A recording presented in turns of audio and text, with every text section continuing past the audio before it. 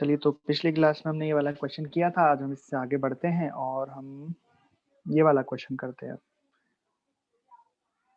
Find omega for which block is moving with a wall at angle theta. यहाँ पे क्या हो रहा है कि एक पार्टिकल है जो इस तरीके से यहाँ पे है। मतलब इसकी कहानी क्या थी कि पहले जब बॉल रुकी हुई थी, इसके पास कोई ओमेगा नहीं था। मतलब ये कटोरा जो दिख रहा है आपको, ये रुका हुआ था। तो ये जो छोटा सा पार्टिकल है, छोटा सा ब्लॉक है, वो ब्लॉक भी कहाँ था? यहाँ पे था, बॉटम पॉइंट पे। ठीक है। अब जैसे कटोरे ने घूमना स्टार्ट किया तो यहाँ पे ब्लॉक ने भी घूमना स्टार्ट किया। अब जैसे से घूमा, ये ऊपर उठता गया, ऊपर उठता गया। तो मान लो कि किसी एंगल थीटा पर ये आ गया, यहाँ पे वर्टिकल से एंगल थीटा पर ये फिक्स हो गया। भाई अब ये यहीं घूम रहा है, ओमेगा भी फिक्स है, यहीं घूम रहा है। तो ये किस सर्किल पे घूम रहा है? इस सर्किल पे घूम रहा है। ठीक है। तो आपको ओमेगा बतानी है कि अगर ये पार्टिकल थीटा एंगल पर घूम रहा है, हॉरिजॉन्टल सर्कुलर मोशन कर रहा है, तो बताओ ये ओमेगा क्या होगा। तो अगर आप गौर से इस डायग्राम को देखो तो आपको ये कॉनिकल पेंडुलम जैसा दिखाई देगा। पार्टिकल इस तरीके से घूम रहा है, दिखाई दे रहा है कॉनिकल पेंडुलम जैसा। तो कॉनिकल पेंडुलम को हमने जिस तरीके से सॉल्व किया था, सेम उसी तरीके से हम इसे भी सॉल्व करेंगे। वही तरीका है, सेम टू सेम क्वेश्चन ही सेम है, बस यहाँ पे उसका तरीका बदल दिया है। वहां पे एक रस्सी में बांधकर उसे गोल घुमा रहे थे, यहाँ पे हम एक कटोरे में वस्तु को डाल के गोल घुमा रहे हैं। ठीक। तो एफबीडी बनाएंगे। अब इसका एफबीडी कैसे बनाएंगे भाई? एमजी लगेगा नीचे। ठीक है। अच्छा, आपको तो स्टेप्स फॉलो करनी है। सबसे पहले हमने क्या करना है? सर्कुलर पाथ बनाना है। बना लिया। इसकी रेडियस रेडियस हो जाएगी ये वाली लाइन, ये वाली डिस्टेंस रेडियस हो जाएगी। ये सेंटर है इसका। ठीक है। अब आपको एफबीडी बनाना है, तो एफबीडी में बन गया एमजी और एक नॉर्मल लगेगा इस डायरेक्शन में, नॉर्मल। ठीक है, एफबीडी बन गया। अब क्या करना है? सबसे पहले एक्सियल डायरेक्शन में फोर्स बैलेंस कराने हैं। एक्सियल डायरेक्शन में फोर्स बैलेंस कराने हैं तो कंपोनेंट करने पड़ेंगे। तो अगर वो एंगल थीटा है तो ये वाला एंगल भी थीटा हो गया इस तरीके से। तो ये वाला हो गया एन कॉस थीटा। जैसा आपने कॉनिकल पेंडुलम में टेंशन के कंपोनेंट किए थे, सेम टू सेम वैसे ही यहाँ पे आपको नॉर्मल के कंपोनेंट करने हैं, N cos theta N sine theta. ठीक है। तो क्या था, आपको पहले एक्सियल डायरेक्शन में फोर्स बैलेंस कराने हैं। तो एक्सियल डायरेक्शन में फोर्स बैलेंस कराए तो यहाँ से हमें मिली एक इक्वेशन एन कॉस थीटा बराबर mg। ये इक्वेशन मिल गई। अब आपको रेडियल डायरेक्शन में देखना है। तो रेडियल डायरेक्शन में मान लो कि हम इसी पर बैठे हैं, तो क्या लगेगा? एक centrifugal force m omega square r। r क्या है यहाँ पे? रेडियस है, ध्यान रखना। तो देखो यहाँ पे, अच्छा बॉल की रेडियस नहीं दे रखी, कटोरी की रेडियस भी हमें पता है। कटोरी की रेडियस ये है r। कटोरी की रेडियस कितनी है? Capital R। ठीक है। बट यहाँ पे जो अब ये सेंट्रीफ्यूगल फोर्स लगेगा, यहाँ पे जो सेंट्रीफ्यूगल फोर्स लगेगा, क्या यहाँ पे रेडियस कैपिटल R होगी या कुछ और होगी? बताइए भाई। अगर इस कटोरी की रेडियस R है तो यहाँ पे सेंट्रीफ्यूगल फोर्स लगा m ओमेगा स्क्वायर R। तो ये R है या कुछ और है? बिल्कुल सही जवाब, कुछ और है। बिकॉज आप देख सकते हो कि ये डिस्टेंस है R, ये डिस्टेंस R थोड़े ना है। मतलब देखो यहाँ तो इतनी कम पड़ गई ना ये, तो ये आपको निकालनी पड़ेगी। तो वो मैं भी बता दूंगा कैसे निकालना है। पहले मैं इक्वेशन लिख देता हूँ। रेडियल डायरेक्शन में इक्वेशन बन गई एन साइन थीटा बराबर M omega square R dash. अब आर डैश देखो क्या है, कौन बताएगा आर डैश बराबर क्या है? जैसा हमने कॉनिकल पेंडुलम में किया था, सेम टू सेम वैसा ही है। अरे रेडियस आर है, इसका मतलब ये लाइन भी आर हो गई, ये डैश डैश डैश वाली लाइन भी आर हो गई। तो इसका कंपोनेंट हमने एक इधर किया, एक इधर किया, तो ये बन गया आर कॉस थीटा, ये बन गया आर साइन थीटा। तो मतलब बेसिकली आर डैश बराबर कितना आ गया? R sine theta. बताओ आया कि नहीं आया? अब हमने यहाँ पे आर डैश की वैल्यू आर साइन थीटा रख दी, ये दूसरी इक्वेशन। तो रख दो एन साइन थीटा बराबर M omega square R dash की जगह रख दो आर साइन थीटा। तो यहाँ से साइन थीटा कट गया, आपको नॉर्मल की वैल्यू मिल गई। नॉर्मल बराबर कितना आ गया? M omega square R. तो इसको हम दूसरी इक्वेशन का नाम दे देते हैं, ये है असली दूसरी इक्वेशन, है ना। अब इस n की वैल्यू को आप इस n cos थीटा में डाल दो तो यहाँ से आपको ओमेगा की वैल्यू मिल जाएगी। अरे मिल जाएगी ना, कैसे? m omega square r cos theta बराबर mg, n की वैल्यू डाल दी ना हमने, m omega square r cos theta, ठीक।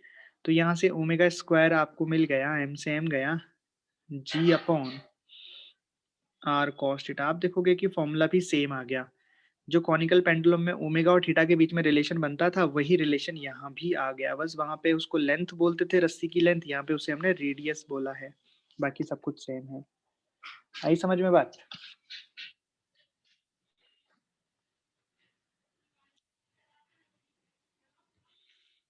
आई समझ में बात? किसी को कोई डाउट है?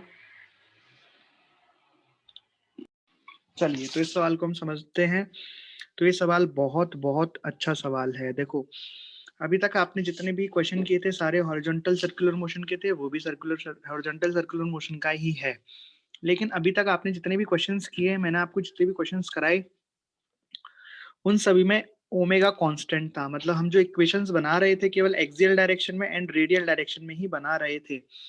अभी तक हमने टेंजेंशियल डायरेक्शन में कोई भी इक्वेशन नहीं बनाई, क्योंकि उसकी जरूरत ही नहीं पड़ी, क्योंकि अल्फा ही नहीं था, ए टेंजेंशियल ही नहीं था। लेकिन यहाँ पे आप देखो इस क्वेश्चन में एक्सियल डायरेक्शन में, रेडियल डायरेक्शन में और टेंजेंशियल डायरेक्शन में भी इक्वेशन बनेगी। कैसे? देखो, initially at rest at t बराबर 0 it starts with constant angular acceleration alpha. मतलब यहाँ पे ये टर्न टेबल इनिशियली 0 है और घूमना स्टार्ट करती है, और इसका एंगुलर एक्सेलरेशन अल्फा है। अल्फा है मतलब इसके पास एक टेंजेंशियल एक्सेलरेशन भी है at, रेडियल भी है। समझ में आई बात? तो इसमें तीनों डायरेक्शन में आपको इक्वेशन लिखनी होंगी, इसलिए अच्छा सवाल है। तो देखो हो क्या रहा है सवाल, ध्यान से समझें। ये एक टर्न टेबल है, टर्न टेबल एक रफ सरफेस की टर्न टेबल है। इसका कोफिशिएंट ऑफ फ्रिक्शन म्यू हमें दिया हुआ है।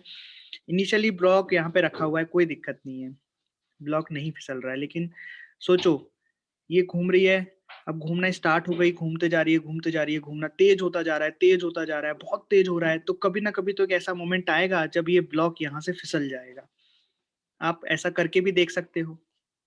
आप कोई ऐसे टर्न टेबल तो नहीं है आपके पास, लेकिन आप कोई भी एक सरफेस लो, कॉपी लो, पेन कॉपी ले लो, है ना, उसके ऊपर आप यहाँ पे पेन रख लो और घुमाओ इसको।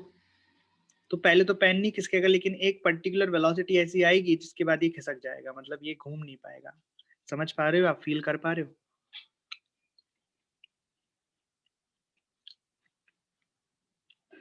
यस। तो एक पर्टिकुलर टाइम पे ऐसा होगा, एक पर्टिकुलर इंस्टेंट पे जब ओमेगा इतना हो जाएगा कि वहां पे वो फ्रिक्शन को पहले, मतलब ये चले जाएगा इधर। वही टाइम आपको बताना है कि वो कब होगा, ऐसा कब हुआ, कितने टाइम पर ऐसा होगा। t बराबर 0 से अगर आपने मोशन स्टार्ट कर दिया तो कितने टाइम बाद ऐसा समय आएगा जब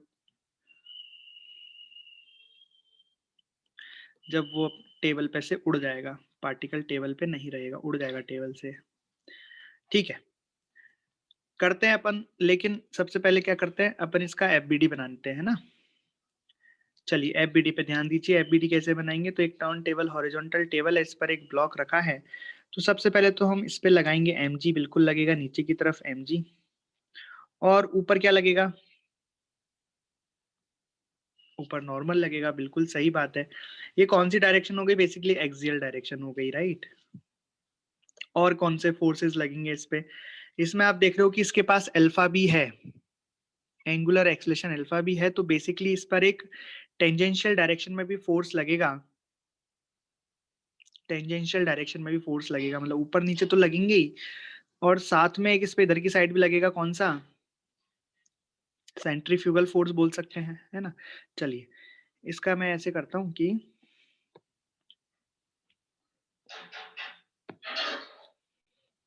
ऊपर टॉप व्यू बनाता हूँ इसका, है ना। टॉप व्यू से तो ये फोर्स तो आपको यहाँ पे दिख गए, नॉर्मल और एमजी। अब एक टॉप व्यू से मैं इसका डायग्राम बनाता हूँ तो आपको और फोर्सेस भी दिख जाएंगे इसके अच्छे से। तो मैंने यहाँ पे इसका टॉप व्यू बनाया, मतलब मैं इसको टर्न टेबल को ऊपर से देख रहा हूँ, ठीक। अच्छा, तो ऊपर से मैं देख रहा हूँ, तो ये तो हो गया ये पॉइंट सेंटर, और यहाँ पे ब्लॉक रखा है। ठीक। अच्छा, इसमें mg किधर लगेगा? नीचे, और नॉर्मल किधर लगेगा? ऊपर, जो मैंने ऊपर वाले डायग्राम में दिखा दिए हैं। ठीक, अब इसमें फोर्सेस देखते हैं। और तो इसमें बहुत सारे, मतलब इसमें एक फोर्स तो आगे की तरफ लगने वाला है टेंजेंशियल डायरेक्शन में, राइट, एटी। मतलब पहले मैं एक्सलेशन लिख देता हूँ। तो एक एक्सलेशन तो इसमें आगे की तरफ लगने वाला है, और एक एक्सलेशन इसमें सेंटर की तरफ लगेगा, जिसको हम बोलेंगे सेंट्रीपिटल एक्सेलरेशन, राइट। दो एक्सेलरेशन है इसके पास, सही बात है। तो इसके पास नेट फोर्स, अच्छा नेट एक्सेलरेशन कितना आ जाएगा? अगर हम एक्सेलरेशन नेट की बात करें, तो एक्सेलरेशन नेट आ जाएगा AC का स्क्वायर प्लस AT का स्क्वायर, ऐसे आ जाएगा।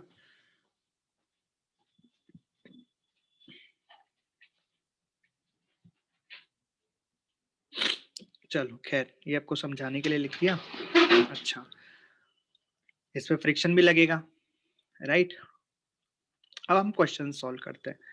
तो क्वेश्चन में क्या है कि आपको बताना है कि जब ब्लॉक फिसलना स्टार्ट हो जाए, उसकी स्लिपिंग स्टार्ट हो जाए, तो स्लिपिंग स्टार्ट होने के लिए क्या चाहिए बताओ। अच्छा चलो, इसका सबसे पहले एक्सियल डायरेक्शन में इक्वेशन बनाओ। एक्सियल डायरेक्शन में क्या इक्वेशन बनेगी इसकी? n बराबर mg। सबसे पहले एक्सियल डायरेक्शन में इक्वेशन बनाते हैं हम। क्या इक्वेशन बन गई? n बराबर mg। अब बताओ रेडियल डायरेक्शन में क्या इक्वेशन बनेगी? रेडियल डायरेक्शन में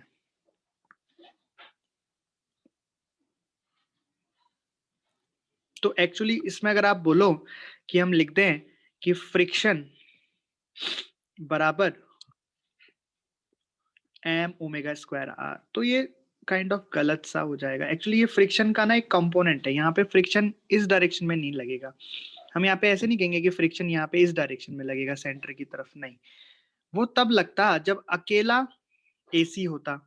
समझ में आ रही है बात? अकेला सेंट्रीफ्यूगल फोर्स लगता तो उसको बैलेंस करने के लिए फ्रिक्शन लग जाता, लेकिन यहाँ पे AT भी है, तो फ्रिक्शन बेसिकली इन दोनों के रिजल्टेंट का अपोज करेगा। यहाँ पे इसको चलाने वाले फोर्स दो दो है ना। बात समझ में आ रही है?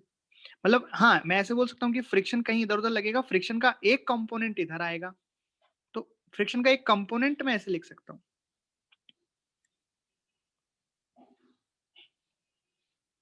है ना।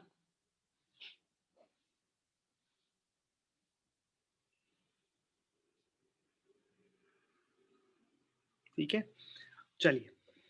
तो इसमें हम डायरेक्टली तो ऐसा नहीं बनाते, हम अब इसमें स्लिपिंग का देखते हैं कि स्लिपिंग कब होगी इसमें ऑब्जेक्ट में। स्लिपिंग मतलब ये स्लिप करना स्टार्ट कर जाए, कब होगा स्लिपिंग स्टार्ट? तो उसकी क्या कंडीशन है? तो कोई भी ब्लॉक कब स्लिप करना स्टार्ट करता है? जब उसको चलाने वाले फोर्स, जो देखो इसमें बचाने वाला फोर्स तो क्या है? फ्रिक्शन। वो फोर्स जो इस ब्लॉक को फिसलने से बचाएगा वो तो क्या है? फ्रिक्शन। तो फ्रिक्शन फोर्स या तो कम हो जाए या बराबर हो जाए लिमिटिंग केस में। किसके बराबर? इसको चलाने वाले जो फोर्स हैं, एफ नेट है जो इसको चलाने वाला, इस पर जो नेट फोर्स लग रहा है ना। अगर जो इसको चलाने वाला फोर्स है एफ नेट, वो बड़ा हो जाए, या लिमिटिंग केस में कहते हैं बराबर हो जाए फ्रिक्शन के, और फ्रिक्शन के भी कौन से फ्रिक्शन के? फ्रिक्शन मैक्सिमम के, राइट। तो उस केस में हम कहेंगे कि हाँ भाई ब्लॉक अब चलने लग जाएगा। भाई देखो होगा क्या, आप ध्यान से सुनना। ये एफ नेट है बस कमाल की चीज। एफ नेट कैसे निकालेंगे देखना। तो यहाँ से आपको ए नेट निकाल रहा था, नेट एक्सेलरेशन कितना आएगा? अंडर रूट ऑफ AC का स्क्वायर प्लस AT का स्क्वायर। तो ए नेट इतना आ गया, तो एफ नेट कितना आ गया? m इंटू ए नेट, तो m into under root of AC का स्क्वायर प्लस AT का स्क्वायर, ये एफ नेट आ गया, है ना।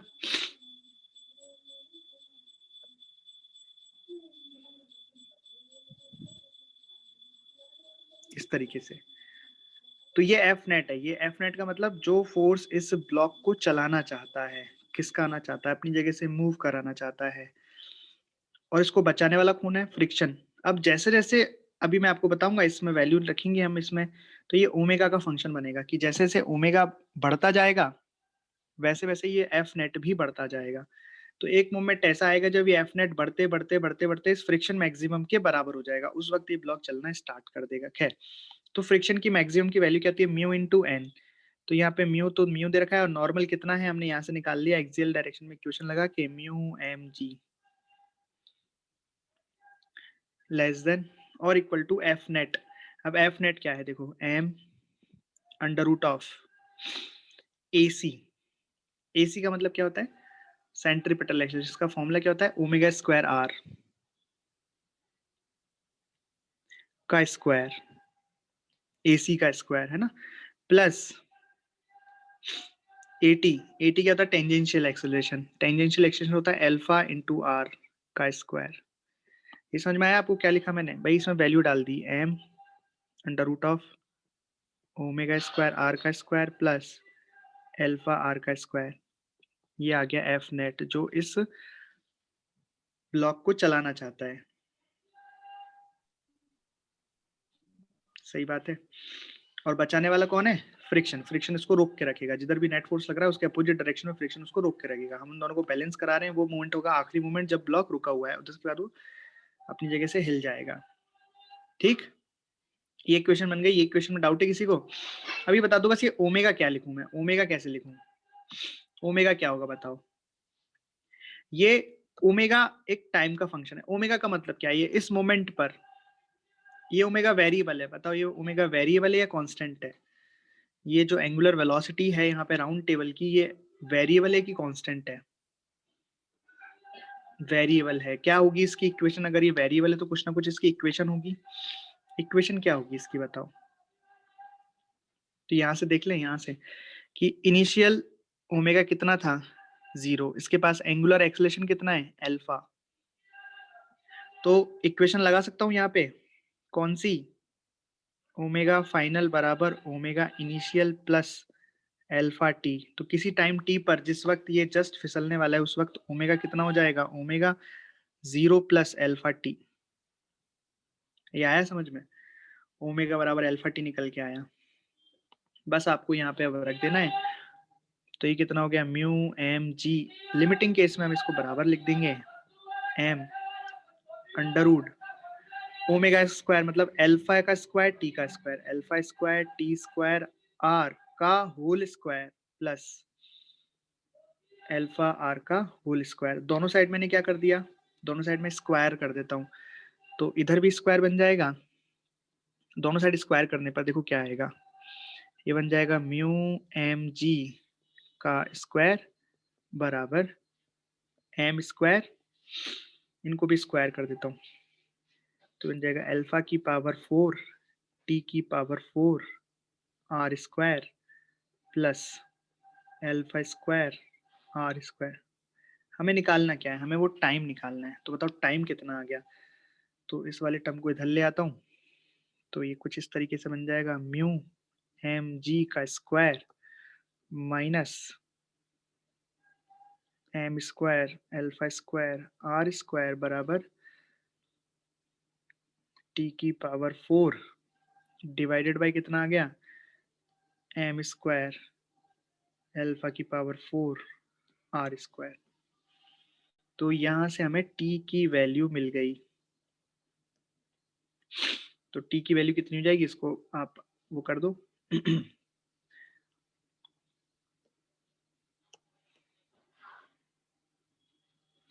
तो फाइनल टी बराबर कितना हो गया, यहाँ 4 लगा दो, सही है। तो ये टी की वैल्यू आ गई। इस टाइम टी पर ये चलना स्टार्ट कर देगा, समझ लो। देखो एक बार रिपीट करें। तो क्वेश्चन था कि अगर ये कांस्टेंट, इनिशियल तो जीरो है, इनिशियल इसकी एंगुलर वेलोसिटी जीरो है, ये घूमना स्टार्ट कर रहा है कांस्टेंट एंगुलर एक्सेलरेशन से, तो वो टाइम बताना है जब ये फिसल जाएगा। तो भाई सिंपल कंसेप्ट है, फिसलेगा तब जब फिसलाने वाला फोर्स ज्यादा हो जाएगा फ्रिक्शन से। अब फिसलाने वाला फोर्स क्या है, एफ नेट। अब एफ नेट जनरली अभी तक क्या होता आ रहा है, ये सिर्फ एम ओमेगा स्क्वायर आर ही होते आ रहा है। लेकिन क्यों होते आ रहा है, वहां पे टेंजेंशियल एक्सेलरेशन नहीं था, यहाँ पे टेंजेंशियल भी है और सेंट्रीपिटल। ये अकेला सेंट्रीपिटल होता, ये टर्म नहीं होती, तो घूम फिर के ये फाइनली यही आ जाता, देखो एम ओमेगा स्क्वायर आर ही आ जाता। लेकिन ऐसा नहीं हुआ क्योंकि इस बार एटीबी है। तो हमने एफ नेट कैसे निकाला? हमने पहले नेट एक्सेलरेशन निकाल लिया, फिर एफ नेट निकाल लिया। एफ नेट को यहाँ रखा, फ्रिक्शन की मैक्सिमम वैल्यू दोनों को लिमिटिंग केस के लिए बराबर कर दिया, तो टी निकल के आ गया। टी बराबर इस टाइम पर वो फिसल जाएगा। ठीक है, चलिए अब अगला टॉपिक है हमारा turning of vehicle on the road. Road पे जब कोई गाड़ी घूमती है तो रोड कैसे काम करती है, आप सीखेंगे हम कि रोड बनाते वक्त क्या क्या ध्यान रखा जाता है। अगर उन चीजों का ध्यान नहीं रखा जाए रोड बनाते वक्त और गाड़ी चलाते वक्त, तो फिर भयानक घटनाएं हो सकती हैं। ठीक है, तो गाड़ी चलाते वक्त भी और रोड बनाते वक्त भी इन चीजों का ध्यान रखा जाता है। तो सबसे पहले हम जो रोड बना रहे हैं वो रोड ले रहे हैं turning with the help of friction only. मतलब देखो, हमने जो रोड ली है यहाँ पे कैसी रोड ली है? हॉरिजॉन्टल रोड ली है। मतलब ये रोड एकदम फ्लैट है, फ्लैट, कहीं से भी ऊंची नीची नहीं है, बिल्कुल फ्लैट सर्कुलर रोड है, बिल्कुल फ्लैट, मतलब हॉरिजॉन्टल है एकदम। ठीक है, इस पर गाड़ी चल रही है और इसका कोफिशिएंट ऑफ फ्रिक्शन म्यू दिया हुआ, ठीक। और यहाँ पे त्रिज्या वगैरह रेडियस वगैरह सब पता है हमें इस रोड की। ये रोड की रेडियस है आर, और रोड पे का जो सरफेस कोफिशिएंट है वो है म्यू। यहाँ पे ये गाड़ी है, ये इस तरीके से चल रही है, इस मोमेंट पे इसकी वेलोसिटी v है। ये इस तरीके से टर्न ले रही है, तो टेंजेंशियल वेलोसिटी मैंने v ले ली। ठीक है, इसके पहिए हैं। ठीक, हमें क्या करना है, इस गाड़ी को फिसलने से बचाना है। हमको ये निकालना है कि इस गाड़ी को हम कितनी वेलोसिटी से चलाएं, इस वेलोसिटी की मैक्सिमम वैल्यू क्या हो कि गाड़ी फिसले नहीं। और यहाँ पे हमने केवल फ्रिक्शन का यूज किया है, रोड को एकदम फ्लैट रखा है। ठीक, तो क्या करें भाई, कैसे निकालें? एफबीडी बनाते हैं। तो एफबीडी बनाई जाती है इसकी। ठीक, बनाते हैं एफबीडी। तो नीचे क्या लगेगा? mg लगेगा। अच्छा, ये वेलोसिटी ये ऊपर नहीं बनाई है मैंने, ऊपर नहीं है ये, है ना, ऊपर जैसी लग रही है, ये टेंजेंशियल ऐसे है, इसको थोड़ा टेढ़ा बना देता हूँ ऐसा। वेलोसिटी भी बाद में बनाऊंगा। तो इसमें mg लगेगा नीचे और नॉर्मल लगेगा ऊपर। ठीक, अच्छा, अब कांस्टेंट ओमेगा से चल रहा है ये ना, अल्फा 0 है। हम ये मान के चल रहे हैं कि जो ओमेगा है वो क्या है? कांस्टेंट है, अल्फा 0 है। ठीक, ये एंगुलर वेलोसिटी ओमेगा से घूम रहा है, v से घूम रहा है, v बराबर ओमेगा आर का रिलेशन है। तो मतलब इसमें टेंजेंशियल डायरेक्शन में कोई फोर्स नहीं लगेगा, केवल रेडियल डायरेक्शन में लगेगा। इस डायरेक्शन में तो फ्रिक्शन लग जाएगा और इस डायरेक्शन में लग जाएगा एम ओमेगा स्क्वायर आर या M B square upon R, दोनों ही सेम बात है। ठीक, चलिए, तो सबसे पहले हमने एक्सियल डायरेक्शन में फोर्स बैलेंस करा दिए, तो क्या मिलेगा बताओ? एक्सियल डायरेक्शन में फोर्स बैलेंस करा के हमें मिलेगा एन बराबर एम जी, यही मिलेगा, एन बराबर एम जी। ठीक, अब रेडियल डायरेक्शन में इक्वेशन लिखी, तो रेडियल डायरेक्शन में जाएगा फ्रिक्शन बराबर M B square upon R. ये लिखा मैंने, फ्रिक्शन बराबर M B square upon R. और हम ये जानते हैं कि फ्रिक्शन की वैल्यू मैक्सिमम फ्रिक्शन से तो कम ही होगी। भाई फ्रिक्शन की वैल्यू क्या होगी? F x. फ्रिक्शन मैक्सिमम से बराबर या कम होगी, क्योंकि स्टैटिक फ्रिक्शन लगेगा, क्योंकि फिसलन तो नहीं हो रही है। किस डायरेक्शन में? इस डायरेक्शन की बात की जा रही है। भाई इस डायरेक्शन में अगर फिसलन हुई तो इसका मतलब क्या है कि गाड़ी इतनी तेज आई कि जब टर्न ले रहे थे तो गाड़ी की वेलोसिटी इतनी ज्यादा थी कि वो फिसल गई और इधर रोड से ही उतर गई, गड्ढे में गिर गई गाड़ी, तो एक्सीडेंट हो जाएगा। तो हम क्या चाहते हैं? फिसलन नहीं हो, राइट। तो इस केस में फ्रिक्शन कौन सा लगेगा? स्टैटिक लगेगा, और हम जानते हैं स्टैटिक फ्रिक्शन की मैक्सिमम वैल्यू फ्रिक्शन मैक्सिमम होती है। ठीक है भाई, यहाँ से फ्रिक्शन की वैल्यू कितनी? M B square upon R, यहाँ पे हमने रख दी। तो यहाँ से हमें इक्वेशन मिली M B square upon R less than और equal to friction maximum. Friction maximum कितना होता है? Mu into N, mu M G. तो यहाँ से आप देखो, हमें एक वेलोसिटी की इक्वेशन की, velocity should be less than और equal to under root of mu R जी।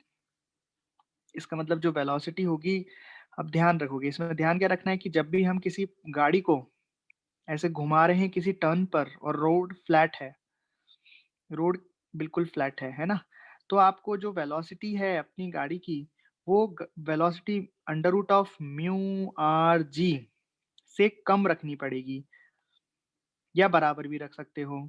मतलब यहाँ पे मैक्सिमम वेलोसिटी कितनी आ गई, वी मैक्स बराबर वेलोसिटी की मैक्सिमम से मैक्सिमम वैल्यू आ गई म्यू आर जी। अगर आपने इससे ज्यादा वेलोसिटी रखी तो आपकी गाड़ी गड्ढे में गिर जाएगी और एक्सीडेंट हो जाएगा। अरे आई बात समझ में? कब? जब हमने केवल फ्रिक्शन यूज किया है, हॉरिजॉन्टल रोड पे फ्रिक्शन को यूज किया है, तब वेलोसिटी की मैक्सिमम वेलोसिटी की मैक्सिमम वैल्यू म्यू आर जी आती है। मतलब अगर कॉफिशिएंट ऑफ फ्रिक्शन ज्यादा होगा तो आप ज्यादा वेलोसिटी से चला सकते हो, अगर रेडियस बड़ी होगी तो आप ज्यादा वेलोसिटी से चला सकते हो, और अगर जी बड़ी होगा, मतलब आप बढ़ नहीं सकता है जब तक अर्थ पे हो, आप अर्थ से कोई बड़े आपको प्लेनेट पे जाना पड़ेगा, तो आप वेलोसिटी की मैक्सिमम वैल्यू को बढ़ा सकते हो। ठीक है, लेकिन इससे ज्यादा वेलोसिटी हुई तो गड़बड़ हो जाएगी। अब ये जो वेलोसिटी की वैल्यू है ये बहुत कम आती है, अपनी कॉलोनी तक तो ठीक है। जैसे आपने देखा होगा कॉलोनी में जो रोड होती है वो एकदम फ्लैट होती है और टर्न हो जाती है, ऐसे जैसे इधर जाना है इधर से इधर हो गई, तो फ्लैट होती है रोड, एकदम हॉरिजॉन्टल होती है रोड, है ना? क्योंकि वहां कॉलोनी में तो अपन कितनी कम वेलोसिटी से चलाते हैं गाड़ी, तो एकदम आराम आराम से अपन टर्न कर सकते हैं। लेकिन अगर अपन हाईवेज पे चल रहे हैं, नेशनल हाईवेज पे चल रहे हैं, तो वहां तो गाड़ी की स्पीड मिनिमम 100 पर आवर रहती है। उस केस में आप टर्न लोगे, और अगर रोड केवल हॉरिजॉन्टल है और फ्रिक्शन का सहारा लिया है, तो जैसे आप 100 पे चल रहे हो, और इसकी वैल्यू तो उस केस में निकल के मान लो आई 50 km/h, ये भी बहुत ज्यादा बोल रहा हूँ, इससे भी कम आती है, लेकिन मान लो इतनी आई। आप चल रहे हो 100 पे, नेशनल हाईवेज पे तो ऐसे ही चलते हैं, तो आपको क्या करना पड़ेगा, टर्न आया वैसे ही ब्रेक मार के आपकी वेलोसिटी को जस्ट आधा करना पड़ेगा, या आधे से भी कम। तो उसमें क्या हो सकता है कि पीछे वाली गाड़ी आपको ठोक देगी भाई, अचानक से वेलोसिटी कम हो गई, और अगर बाई चांस वो वेलोसिटी कम नहीं कर पाया तो बस निकल लेगा, वो तो गड्ढे में गिर जाएगा। समझ में आई बात? मतलब हाईवेज की रोड बनाते वक्त हम केवल इसके सहारे नहीं रह सकते कि वेलोसिटी की मैक्सिमम वैल्यू आ गई अंडर म्यू आर जी, केवल हम इसके सहारे नहीं ले सकते कि बस फ्रिक्शन लगा दिया और काम हो गया। अरे आई बात समझ में? हमें कुछ और भी चीजों का सहारा लेना पड़ेगा, थोड़ी और फिजिक्स लगानी पड़ेगी, तब हम हाईवेज की रोड बना सकते हैं। हाँ, कॉलोनी की अगर रोड बना रहे हैं तब तक तो ठीक है, बस क्योंकि वहाँ हॉरिजॉन्टल रोड होती है। पर ठीक है भाई, गाड़ी भी बहुत स्लो चलती है वहां पे, कोई तेज गाड़ियां थोड़ा ना चलती है ना? तो भाई क्या करें फिर? तो एक तरीका दिमाग में आया कि क्यों ना रोड को साइड से उठा दे। जैसे मतलब यहाँ पे ऐसे टर्न ले रहे हैं, ये तो हॉरिजॉन्टल है, रोड को ऐसे उठा दे, रोड ऐसे उठ जाए यूं, मतलब रोड यहाँ से उठ गई। अब मुझे नहीं पता आपने देखा नहीं देखा, लेकिन आप नेशनल हाईवेज पे कभी जाओगे, बड़े बड़े हाईवेज पे जाओगे, तो वहां पे जब भी टर्न आता है तो रोड साइड से थोड़ी उठ जाती है। देखा है कभी? मतलब थोड़ी टेढ़ी हो जाती है रोड, प्योर हॉरिजॉन्टल नहीं रहती, एकदम साइड से थोड़ी सी उसमें एंगल थीटा आ जाता है। देखो मैं डायग्राम बनाता हूँ, डायग्राम में दिखाता हूँ, इस तरीके से दिखाई दिया? जैसे देख रहे हो यहाँ पे टर्न आ रहा है, टर्न आ रहा है, तो यहाँ पे रोड को साइड से थोड़ा उठा दिया, उससे क्या होगा? हाँ, रेसिंग मैदान में, रेसिंग ट्रैक पे ऐसा ही होता है, क्योंकि वह बहुत तेज चलाते हैं, तो वहाँ गाड़ी धीरे करने की थोड़ा ना मानते हैं, वहां तो तेज में निकालते हैं एकदम। तो तेज में निकाल रहे हैं तो क्या, रोड को थोड़ा सा उठा देते हैं, जैसे यहाँ पे एंगल थीटा से उठा दिया, इसको दिखाई दे रहा है आपको, थीटा एंगल से उठा दिया। अगर मैं यहाँ से एंगल लूँ तो देखो कितना एंगल हो गया इसका, थीटा से रोड को उठा दिया, और यहाँ पे गाड़ी है। ठीक, तो इसको बोलते हैं turning with the help of normal only. अब देखो होगा क्या, इसमें उठाने से क्या होगा, हमें एक नॉर्मल मिल जाएगा। मैं बताता हूँ कैसे वो काम कर रहा है, कैसे हमारी सहायता कर रहा है। इसको कहते हैं बैंकिंग ऑफ रोड। बैंकिंग का मतलब रोड को ऐसे उठा देना, रोड को ऐसे उठा दिया, इसको क्या बोलते हैं, बैंकिंग ऑफ रोड। ठीक, अब इसमें इसका एफबीडी बनाते हैं और देखते हैं कि हाँ, बंकित, बंकित बोलते हैं इसको हिंदी में, बंकन।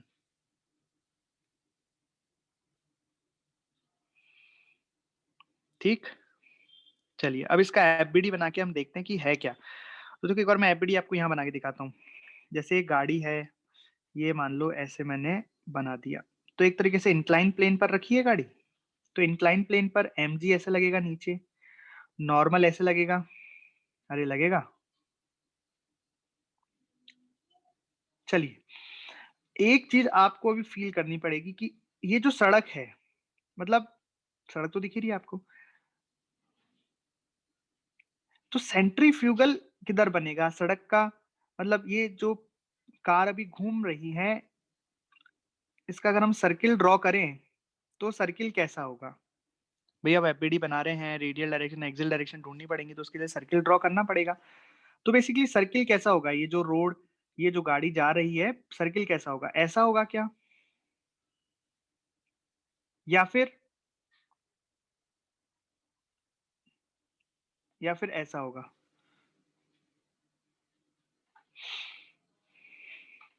ऐसा वाला होगा, राइट? ऐसा वाला होगा। भाई मान लो कि गोल सड़क है, रेसिंग ट्रैक है, तो इस तरीके से होगा ना, गोल इस तरीके से, और ये बंकन तो इस तरीके से है ना? खैर,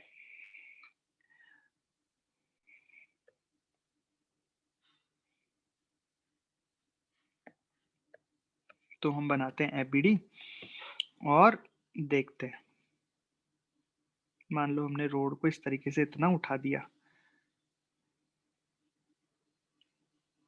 थीटा एंगल से, मतलब रोड अब ऐसी हो गई यहाँ से ऐसे, और इस तरीके से दिख रहा है कर्व हल्का हल्का। ठीक, अब इसका एफबीडी, इस पे गाड़ी चल रही है, गाड़ी इस तरीके से चल रही है, ये पहिए हैं, और गाड़ी के पास इस तरीके से वेलोसिटी है v। ठीक, वो टेंजेंशियल बनाने की कोशिश कर रहा हूँ मैं, पर कोई दिक्कत नहीं। अब इसका एफबीडी बनाते हैं। तो एफबीडी में देखेंगे नीचे लगेगा mg, इस तरीके से लगेगा नॉर्मल। अच्छा ध्यान रखना, इसमें हमने केवल नॉर्मल की मदद से मोड़, मतलब इसमें फ्रिक्शन कितना है? इस केस में फ्रिक्शन को हमने, वैसे हो नहीं सकता ऐसा, पर इसमें हमने सरफेस को एकदम स्मूथ माना है, म्यू जीरो लिया है। ऐसा हो नहीं सकता कभी, लेकिन हमने इसमें ऐसा लिया है पहले समझने के लिए, कि पहले फ्रिक्शन के बिना समझते हैं इसको, फिर फ्रिक्शन ऐड करेंगे ताकि ज्यादा कॉम्प्लिकेटेड ना हो। अब mg और n तो लग गया, है ना? अब इसमें वो लगाना है हमें कि सेंट्रीफ्यूगल फोर्स किधर लगेगा। तो अगर मैं सेंटर बोल रहा हूँ इस तरीके से होगा, और आप भी बोल रहे हो हाँ सर सेंटर इस तरीके से होगा, देखो इसका भी मैं आपको कुछ दिखाता हूँ एनिमेशन, है ना, तो आपको और अच्छे समझ में आएगा।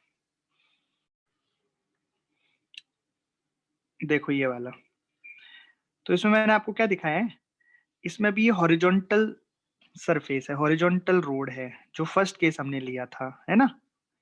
तो इसमें देखो, इसमें सारे फोर्सेस के वो भी दिए हुए हैं कि वेट यानी कि mg लग रहा है नीचे, नॉर्मल लग रहा है ऊपर, और फ्रिक्शन किधर लग रहा है? सेंटर की तरफ। और बाहर की तरफ क्या लगेगा? बाहर की तरफ लगेगा सेंट्रीफ्यूगल फोर्स। और ये इसमें देखो हमने थोड़ी सी बैंकिंग कर दी रोड की, तो इसमें देख रहे हो आपको सर्किल कैसा बन रहा है? सर्किल तो हॉरिजॉन्टली बन रहा है, मतलब जो सेंटर आ रहा है, देखो ध्यान से, कार जिस पाथ पे घूम रही है वो सर्किल तो हॉरिजॉन्टली बन रहा है। कैसे? देखो एक बार,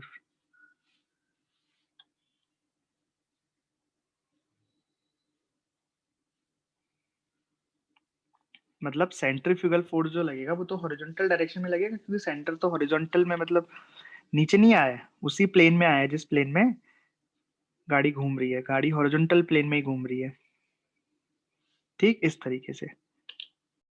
चलिए, तो आपको समझ में आया कि यहाँ पे हमें जो सेंट्रीफ्यूगल लगाना है वो इस डायरेक्शन में लगाना है।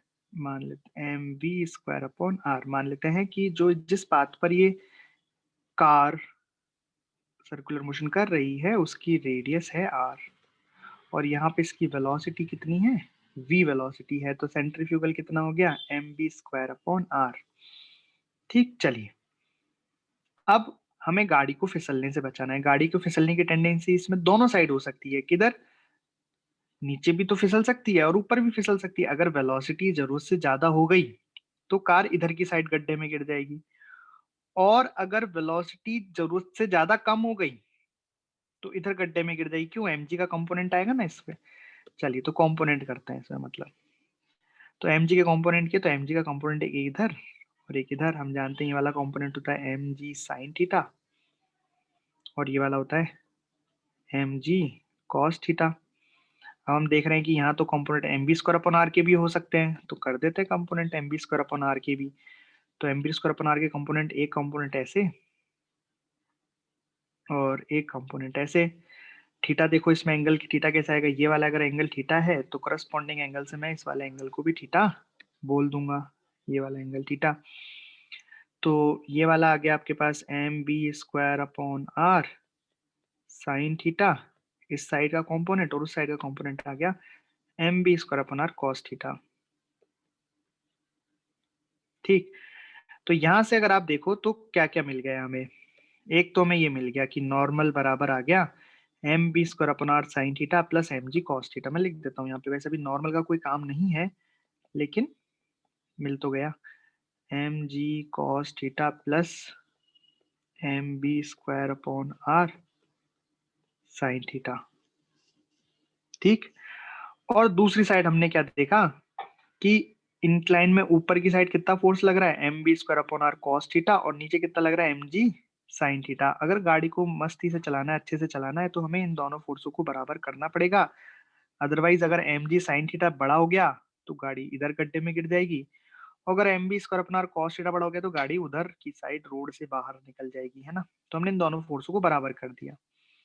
जैसे कि आप देख रहे हो यहाँ पे मैंने दोनों फोर्स को बराबर कर दिया, mb² upon r cos theta बराबर है mg sin थीटा। तो यहाँ से वेलोसिटी की इक्वेशन निकली, वेलोसिटी की वैल्यू निकली। यहाँ पे ध्यान से देखना, यहाँ पे ना तो लेस देन का साइन आएगा ना ग्रेटर देन का साइन आएगा, जबकि पिछले वाले केस में इक्वेशन बनी थी वो लेस देन बनी थी, मतलब यहाँ पे एक रेंज आई थी वेलोसिटी की, आप वेलोसिटी को इससे कम कितने पे भी चला सकते हो, इसलिए हमने इसको मैक्सिमम बोला। मतलब जैसे इसकी वैल्यू मान लो भाई 10 km/h, तो आप गाड़ी को 0 से लेके 10 तक कितने से भी चला सकते हो, आप सेफ हो। आई बात समझ में। लेकिन इस वाले केस तो खतरनाक ही हो गया, इसमें जो वेलोसिटी की वैल्यू आई है वो तो एग्जैक्ट आई है, मतलब अगर इसकी वैल्यू आती है 10 km/h, तो अगर आप 10 से 9 कर दोगे तब भी निपटोगे, और 10 से 11 कर दोगे तब भी निपटोगे। अरे आई बात समझ में। मतलब अगर हमने फ्रिक्शन का यूज नहीं किया तो बड़ी दिक्कत हो जाएगी, अगर फ्रिक्शन का यूज नहीं किया तो बहुत दिक्कत हो जाएगी, एग्जैक्ट वेलोसिटी से आपको वहां से गाड़ी चलानी पड़ेगी। अदरवाइज तो वैसे मैंने आपको पहले बोला था this is the hypothetical case, हमने बस बैंकिंग को समझने के लिए इसमें फ्रिक्शन नहीं डाला कि केवल हम बैंकिंग पहले समझ जाएं। बाकी एक्चुअल केस तो यही वाला होता है कि हाईवेज पर जब रोड डिजाइन की जाती है तो turning with normal reaction and the friction, मतलब हम दोनों काम इसमें करने वाले हैं, बैंकिंग एंड द फ्रिक्शन। अरे बात समझ में आई, इसमें हम बैंकिंग भी करेंगे, रोड को हम उठाएंगे भी थीटा एंगल से, और फ्रिक्शन भी लगाएंगे। तो देखना ध्यान से, अब ये बहुत ही बढ़िया चीज बन जाएगी, काम की चीज बन जाएगी। देखना मैं वही डायग्राम यहाँ पे ले आया क्योंकि है तो वही चीज, बस फ्रिक्शन और है। ठीक है, तो अब ध्यान से देखना क्या काम है फ्रिक्शन का और किधर लगेगा फ्रिक्शन, ये भी बहुत इंपॉर्टेंट है ना। तो यहाँ से हमने एक वेलोसिटी निकाली v बराबर √r/g tan थीटा। इस केस में कौन कौन बराबर हो जाएंगे, ये दोनों बराबर हो जाएंगे, mb² upon r cos theta बराबर हो जाएगा mg sin थीटा के। मतलब ना तो इधर जाएगी ये गाड़ी ना ऊपर जाएगी, मतलब ये बढ़िया अपने पाथ पे फॉलो करेगी, ना तो नीचे की साइड फिसलने की टेंडेंसी है इसकी ना ऊपर की साइड। अब बताओ, अगर मैंने वेलोसिटी बढ़ा दी तो क्या होगा, अगर वेलोसिटी को √r/g tan थीटा से ज्यादा कर दिया तो क्या होगा बताना, गाड़ी के फिसलने की टेंडेंसी इधर हो जाएगी या इधर हो जाएगी, 1 या 2। अगर मैंने वेलोसिटी को बढ़ा दिया √r/g tan थीटा से तो गाड़ी के फिसलने की टेंडेंसी किधर आएगी, 1 की तरफ या 2 की तरफ। बिल्कुल सही जवाब, 1 की तरफ आएगी, गाड़ी की फिसलने की टेंडेंसी 1 की तरफ हो जाएगी, राइट। इसका मतलब फ्रिक्शन किधर लगेगा, इसका मतलब फ्रिक्शन किधर लगेगा, 2 की तरफ। सही बात है ना भाई, इस डायरेक्शन को मैं 1 बोल रहा हूँ, इस डायरेक्शन को मैं 2 बोल रहा हूँ। मैं कह रहा हूँ अगर वेलोसिटी बड़ी हो जाती है √r/g tan थीटा से तो फिसलने की टेंडेंसी किधर हो जाएगी, 1 की तरफ। तो फ्रिक्शन किधर लगेगा, पीछे की तरफ, भाई बचाएगा फ्रिक्शन तो। लेकिन अगर वेलोसिटी छोटी हो जाती है √r/g tan थीटा से, तो बताओ फिसलने की टेंडेंसी किधर आ जाएगी, 2 की तरफ। तो फ्रिक्शन किधर लगेगा, 1 की तरफ। उस केस में फ्रिक्शन फिर इधर की साइड लग के बचाएगा। तो ये दोनों केस हमको सॉल्व करने हैं, उससे हमें वेलोसिटी की एक रेंज मिलेगी। तो सबसे पहले मैंने केस लिया कि if velocity is greater then √r/g tan theta. सही बात है। तो देखो जैसा कि आपने बताया कि अगर वेलोसिटी √r/g tan थीटा से बड़ी हो जाएगी तो फ्रिक्शन किधर लगेगा, नीचे की तरफ लगेगा इसमें फ्रिक्शन। यस, मतलब नीचे कौन कौन से इस डायरेक्शन में है, अलोंग द इंक्लाइन नीचे की तरफ कितने फोर्सेस लगेंगे, एक तो फ्रिक्शन लगेगा और एम जी साइन थीटा लगेगा, तो वही मैंने लिखा है, एक तो friction plus M G sine theta, और दूसरी साइड कौन सा लगेगा, M B square upon R cos theta. ठीक, लेकिन हम तो चाहते हैं फिसलने से बचाना, ध्यान से सुनना, हम क्या चाहते हैं कि गाड़ी फिसले नहीं।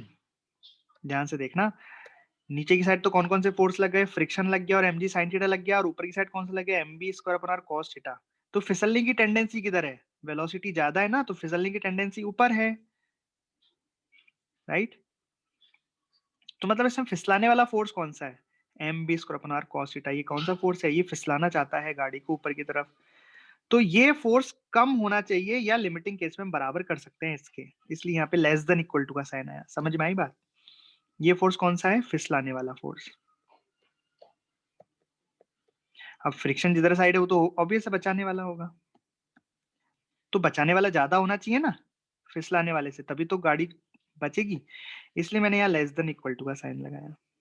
ठीक, अच्छा यहाँ पे फ्रिक्शन क्या लिखोगे अब वो देख लो, यहाँ पे मैं साइड में लिख के बता देता हूँ कि फ्रिक्शन की मैक्सिमम वैल्यू होती है म्यू इंटू एन, और यहाँ पे नॉर्मल क्या था, मैंने आपको बताया था नॉर्मल बराबर कितना बड़ा सा आया था, वो नॉर्मल आया था M ji cos theta plus M B square upon are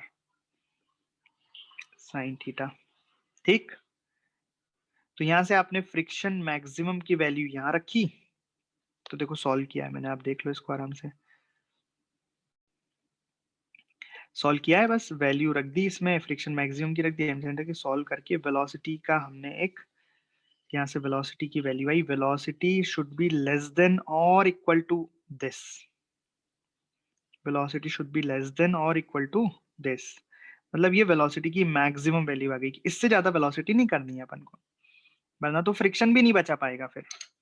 ठीक है, इसलिए हमने यहाँ पे फ्रिक्शन की मैक्सिमम वैल्यू डाल दी। वही फ्रिक्शन क्या हो सकता है, स्टैटिक लगेगा, फिसलाना नहीं है ना, तो जीरो से लेके मैक्सिमम तक कुछ भी हो सकता है, तो हमने मैक्सिमम डाल दिया कि भैया मैक्सिमम है, तब वेलोसिटी की मैक्सिमम वैल्यू आ गई, लेकिन अगर इससे भी ज्यादा तुमने कार चलाई तो फिर तो फ्रिक्शन भी नहीं बचा पाएगा, तो मैक्सिमम वैल्यू ऑफ वेलोसिटी आ गई। ठीक है, एक केस सॉल्व किया हमने, क्या केस सॉल्व किया यहाँ पे, velocity is greater than under root of R G tan theta. बता दो, इसमें किसी को दिक्कत हो तो पूछो। ठीक है, तो ये आपको याद रखना है। अच्छा, इसको आप थोड़ा और सॉल्व कर सकते हो, कैसे, देखो याद रखने के लिए मतलब थोड़ा और सॉल्व कर सकते हैं इसे हम, वी मैक्स बराबर under root of cos theta common ले लो, ऊपर से भी यहाँ से भी कॉस थीटा कॉमन ले लो और नीचे से भी कॉस थीटा कॉमन ले लो, तो यहाँ कितना बन जाएगा, म्यू प्लस टेन थीटा, है ना, तो ये आ जाएगा are G tan theta plus mu divided by 1 - mu tan theta, ऐसे लिख दो, mu plus tan theta divided by 1 - mu tan theta. ठीक है, वो साइन कॉस याद रखने की जरूरत नहीं पड़ेगी, सीधा आप ऐसे भी याद रख सकते हो इसको, ये याद रखना है मतलब आपको।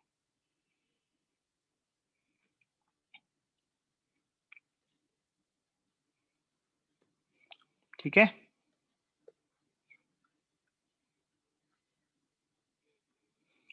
अब दूसरा केस सॉल्व करते हैं। दूसरा केस क्या था, if velocity is less than R G tan theta, अगर velocity R G tan theta से कम है, वेलोसिटी को कम कर दिया, तो इसमें फिसलने की टेंडेंसी किधर आ जाएगी, नीचे, तो फ्रिक्शन किधर लगेगा, ऊपर, इसका फिसलाने वाला फोर्स कौन सा हो जाएगा, एम जी साइन थीटा, और बचाने वाले क्या हो जाएंगे ये, बस यही कर दिया हमने भाई, एम जी साइन थीटा हो गया फिसलाने वाला, बचाने वाले हो गए ये, तो बचाने वाले ज्यादा होने चाहिए फिसलाने वाले से, तो हमने लगा दिया इसमें ये वाला साइन। यहाँ पे फ्रिक्शन की मैक्सिमम वैल्यू तो सेम ही रहेगी, करा, देखो ध्यान से कैलकुलेशन देख लो सारी, सॉल्व किया, तो यहाँ पे हमें ये इक्वेशन मिली कि velocity should be greater than और इक्वल टू, ग्रेटर देन मतलब वेलोसिटी की मिनिमम वैल्यू यहाँ पे मिल गई है, कि अगर वेलोसिटी इससे छोटी हो गई तब भी काम बिगड़ जाएगा, वेलोसिटी इससे कम भी नहीं होनी चाहिए, अदरवाइज वो नीचे गिर जाएगी। अरे आई बात समझ में? तो ये बहुत बहुत बहुत छोटी वेलोसिटी है, मतलब इससे कम, लगभग जीरो के बराबर ही आती है। मतलब ऐसा नहीं होता कि हमने गाड़ी को खड़ा कर दिया अगर नेशनल हाईवे पे तो गुड़ जाएगी, क्योंकि ये अपने कैलकुलेशन निकाली मैथमेटिकल, बाकी वो बहुत छोटी आती है ना। तो ये अच्छा है ना, यहाँ पे हमें एग्जैक्ट वेलोसिटी से नहीं जाना, हमें वेलोसिटी की रेंज मिल गई कि भैया मिनिमम आप 10 किलोमीटर पर आवर से भी जा सकते हो और मैक्सिमम आप 100 से भी जा सकते हो। आप बीच में किसी से भी जाओगे आप सेफ हो। ऐसा नहीं है कि आपको एग्जैक्ट एकदम एग्जैक्ट वेलोसिटी पे जाना पड़ेगा तभी आप सेफ हो, अदरवाइज तो दिक्कत हो जाएगी, वरना तो रोज ही एक्सीडेंट होते फिर तो, है ना। तो ऐसा इसलिए हाईवेज पर इसका ध्यान रखा जाता है। ठीक, तो ये आपको याद रखना है, वी मिनिमम और वी मैक्सिमम। आप देखोगे तो लगभग सेम सेम से हैं। देखो यहाँ कितना आ गया, tan theta minus mu divide by 1 + mu tan theta, और यहाँ आ जाएगा tan theta plus mu 1 - mu tan theta. मतलब प्लस माइनस एक्सचेंज हो गए बस, यहाँ ऊपर प्लस है नीचे माइनस, यहाँ ऊपर माइनस नीचे प्लस। समझ गए? क्वेश्चन करें इसके? चलिए ये वाला करिए।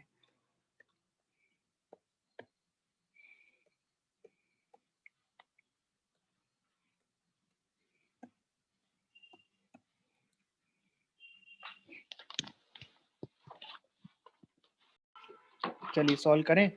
तो इसमें दे रखा है कि एक बगीचा है, गोल है ना, उसकी त्रिज्या है 10 मीटर, स्कूटर को चलाना है उसकी तरफ 10 किलोमीटर पर आवर से।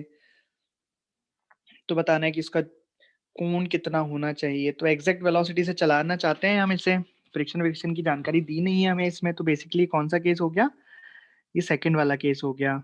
तो यहाँ पे तो वेलोसिटी की वैल्यू कितनी आती है, √r(g)tan थीटा। तो यहाँ इन्होंने वेलोसिटी हमें क्या दिया, 18 किलोमीटर पर आवर है, तो उसमें मीटर पर सेकंड में चेंज कर लेंगे। तो मीटर पर सेकंड में चेंज करने के लिए 5/18 का मल्टीप्लाई करेंगे, और यहाँ पे √r(g)tan थीटा, तो वैल्यू डाल दो। आर की वैल्यू 10, जी की वैल्यू 10 × tan थीटा, दोनों साइड स्क्वायर कर दो तो क्या 25 × tan थीटा। तो tan थीटा बराबर आ गया 1/4।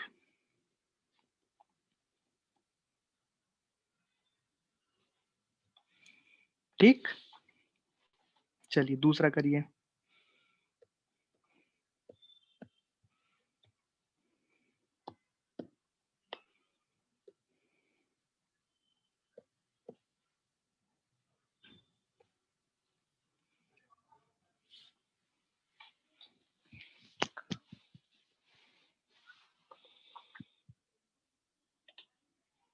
देखो सेकंड क्वेश्चन में क्या बोल रहा है कि अगर इस ग्राउंड को थीटा मतलब बैंकिंग ना करके केवल हॉरिजॉन्टल रख लें तो यहाँ पे म्यू कितना होना चाहिए। ठीक है, तो मतलब ये फर्स्ट केस हो गया। तो फर्स्ट केस में मैक्सिमम वेलोसिटी कितनी आई थी, मतलब ये आया था हमारा कि velocity should be less than और equal to under root mu R G. यहाँ पे वेलोसिटी की वैल्यू रख दो 18 किलोमीटर, तो हो जाएगा 5, और स्क्वायर भी कर देते हैं हाथ की हाथ, तो ये हो जाएगा 25 is less than equal to mu × 10 × 10। तो यहाँ गया कि म्यू शुड बी ग्रेटर देन और इक्वल टू 1/4। तो इन्होंने क्या पूछा है, म्यू की मिनिमम वैल्यू पूछी है, तो बोला मिनिमम से मिनिमम म्यू जो है 1/4 यानी कि 0.25 होना ही चाहिए, उससे ज्यादा फिर कुछ भी हो चलेगा। अगर आप 18 किलोमीटर पर आवर से चलाना चाहते हो, 10 मीटर रेडियस है, तो इतना होना चाहिए, राइट। चलिए थर्ड क्वेश्चन कीजिए। तो इसमें क्या कहा है कि 20 मीटर रेडियस का एक पाथ है, उसको 10 मीटर पर सेकंड वेलोसिटी से चलने के लिए बनाया गया है। बनाया गया का मतलब वहां पे अगर फ्रिक्शन भी नहीं होगा तब भी वो 10 मीटर पर सेकंड से तो चल लेंगे उसमें, है ना, 10 मीटर की रेडियस वाले। मतलब कुल मिला के वहां पे आपको बोल दिया कि ये वाला फॉर्मूला लगाओ, v बराबर √r(g)tan थीटा का। वो तो जब फ्रिक्शन भी नहीं होता, मतलब इतनी वेलोसिटी से चलने के लिए उस रोड को बनाया गया है, परफेक्ट वेलोसिटी उस रोड के लिए। यहाँ पे आपको कोई फ्रिक्शन की जरूरत नहीं होगी। तो यहाँ पे सब चीजें वैल्यू डालोगे, v की जगह 10 रखोगे, फिर स्क्वायर भी करोगे, यहाँ पे r की जगह 20, g की जगह 10, और tan थीटा तो यहाँ से आपको टेन थीटा की वैल्यू मिल गई, कितनी? 1/2।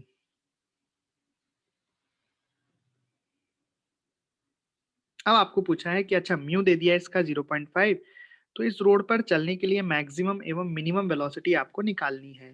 तो बेसिकली जो आपको वी मैक्स और वी मिनिमम के फॉर्मूले बताए हैं वो आपको यहाँ लगाने हैं। वी मैक्स का फॉर्मूला कितना होता है? √RG कितना होता है बताओ? Tan theta plus mu 1 minus mu tan theta. देखो आपको सारी चीजें पता है यहाँ पे, म्यू की वैल्यू पता है, टेन थीटा की वैल्यू पता है, आर पता है, जी पता है, आप ये रखो। वैसे ही बी मिनिमम लगाओ और वी मिनिमम के लिए फॉर्मूला क्या हो जाएगा? RG tan theta minus mu.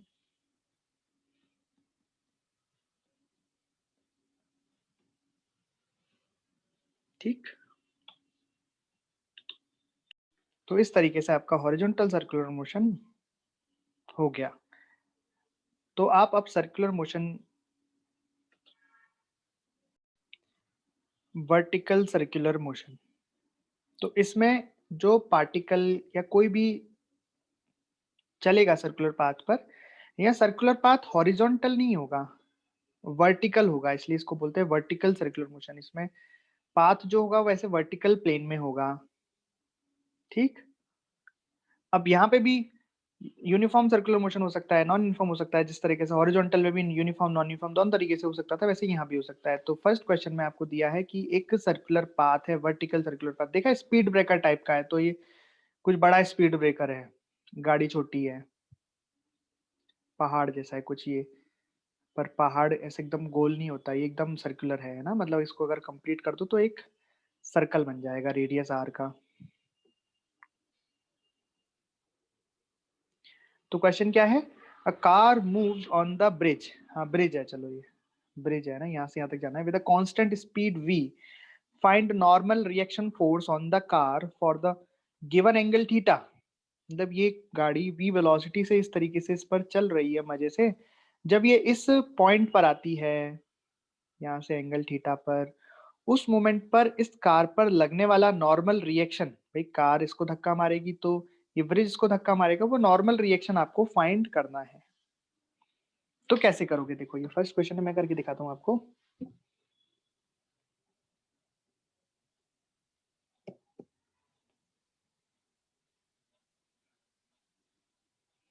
देखिए एपीडी बनाते हैं इसका, कि मान लो कार चलते चलते यहाँ पे पहुंच गई।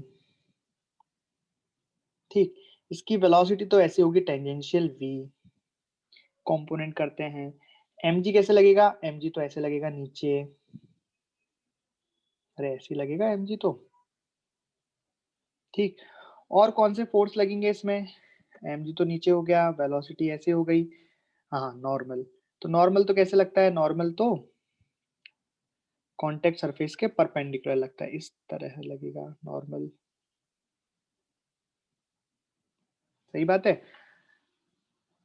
तो अब इसमें वही जो आपको सिखाया गया था कि सबसे पहले तो आप पाथ बनाओ, रेडियस बनाओ, सेंटर ढूंढो, फिर एफबीडी बनाओ। अब एक्सियल डायरेक्शन में फोर्स लिखो, इसमें तो एक्सियल में कुछ है ही नहीं है, एक्सियल तो अंदर की तरफ है, अंदर की तरफ इसमें कोई फोर्स नहीं है ना। ये वर्टिकल प्लेन है। अब mg इस तरीके से लगा। ठीक, फिर रेडियल डायरेक्शन में देखो, तो ठीक है भाई, रेडियल डायरेक्शन में कौन कौन से फोर्स, रेडियल डायरेक्शन में कैसे इक्वेशन लिखते हैं हम? एफ नेट रेडियल बराबर एम ओमेगा स्क्वायर आर। तो रेडियल डायरेक्शन में आप कंपोनेंट करने पड़ेंगे, क्योंकि mg का भी एक कंपोनेंट रेडियल में आएगा इस बार। तो कंपोनेंट किया हमने रेडियल में, तो एक हो गया इस तरीके से, एक हो गया इस तरीके से। अब ये एंगल अगर थीटा है तो आप देखो एकांतर कोण अल्टरनेट एंगल, ये वाला एंगल भी कितना हो जाएगा? थीटा। तो ये आ जाएगा एम जी कॉस थीटा, है ना। चलिए, तो रेडियल डायरेक्शन में आपके पास कौन कौन से फोर्स आ गए? एन आ गया इस तरफ, और एम जी कॉस थीटा आ गया इस तरफ। अब आपके पास दो तरीके थे रेडियल में, या तो सेंट्रीपिटल यूज करो या सेंट्रीफ्यूगल। हम क्या यूज करते हैं? हम यूज करते हैं सेंट्रीफ्यूगल। सेंट्रीफ्यूगल का मतलब हम इस पर बैठ गए तो सेंटर से दूर की ओर एक फोर्स दिखेगा हमें, कितना दिखेगा? M we square upon R, और फोर्स बैलेंस करा देंगे रेडियल डायरेक्शन में। तो क्या मिला? मिला हमें N plus M B square upon R बराबर एम जी कॉस थीटा। ये मैंने किसके थ्रू बना दी? सेंट्रीफ्यूगल। यहाँ पे आपको मैं सेंट्रीपिटल से ही बना के दिखा देता हूँ, लेकिन हम बनाएंगे हमेशा ऐसा ही, ठीक। तो ये तो मैंने सेंट्रीफ्यूगल बना दी। मान लो सेंट्रीफ्यूगल नहीं होता तो मैं M B square upon R यहाँ नहीं लगाता, ठीक है। इसका अंदर की तरफ एक्सेलरेशन एसी होता, मैं क्या लिखता? F net in the radial direction is equal to M A C, है ना। तो F net in the radial direction क्या लिखता? एम जी कॉस थीटा माइनस नॉर्मल, क्योंकि एक्सेलरेशन की डायरेक्शन को पॉजिटिव मानते हैं ना अपन जब इक्वेशन लिखते हैं, बराबर एम ए सी होता है M B square upon R. देखो सेम इक्वेशन बन गई क्या? ये एन इधर आ जाता तो यहाँ प्लस एन हो जाता, सेम इक्वेशन आ गई। तो सेम ही आती है इक्वेशन तो, है ना। तो ये इक्वेशन बना दी हमने। तो यहाँ से नॉर्मल की वैल्यू कितनी निकल के आ गई? नॉर्मल बराबर निकल के आ गया एम जी cos theta minus M B square upon R. Simple. ये नॉर्मल हो गया इस केस में, कि अगर कोई ब्रिज पे से जा रहा है तो अगर ये हॉरिजॉन्टल प्लेन पे चलता ये गाड़ी तो इसका नॉर्मल कितना आता? एम जी आता। लेकिन अभी इस केस में इसका नॉर्मल एम जी कॉस थीटा हो गया एक तो, और उसके अलावा ये वाला पार्ट भी उसमें से कम हो गया। मतलब अगर कोई पार्टिकल इंक्लाइन प्लेन पर होता थीटा एंगल के, तो इस केस में इसका नॉर्मल एम जी कॉस थीटा आता। लेकिन यहाँ पे अगर ये इस तरह से सर्कुलर पाथ पे चल रहा है तो इसका नॉर्मल एम जी कॉस थीटा से भी कम हो जाएगा, बिकॉज ऑफ सेंट्रीफ्यूगल फोर्स। तो आप ऐसा फील भी करते हो कभी स्पीड ब्रेकर जाते हो, कभी ऐसा कोई ब्रिज है कोई बड़ा सा जिसपे से आप जा रहे हो, थोड़ी तेज मोटरसाइकिल चलाओ, ज्यादा तेज भी नहीं वरना उड़ जाओगे इस तरीके से, इतना कि आप यहाँ इस पे टिके रहो। तो आप देखोगे कि जब ऊपर जाते हो तो आपको हल्का हल्का हल्कापन फील होता है, ऐसा लगता है कि बाइक ऐसे उड़ सी रही है। खैर, इसका आप अपोजिट केस करते हैं, ठीक है। इस बार ये ब्रिज जो है वो इस तरीके का है, भाई इस तरह का भी हो सकता है ब्रिज। तो इसमें पार्टिकल इस तरीके से जा रहा है, यहाँ पे आपको एंगल थीटा पे जब पार्टिकल आता है उस वक्त इसका नॉर्मल आपको बताना है, कांस्टेंट वेलोसिटी से ये चल रहा है। करो, ये वाला आप करके दिखाओ।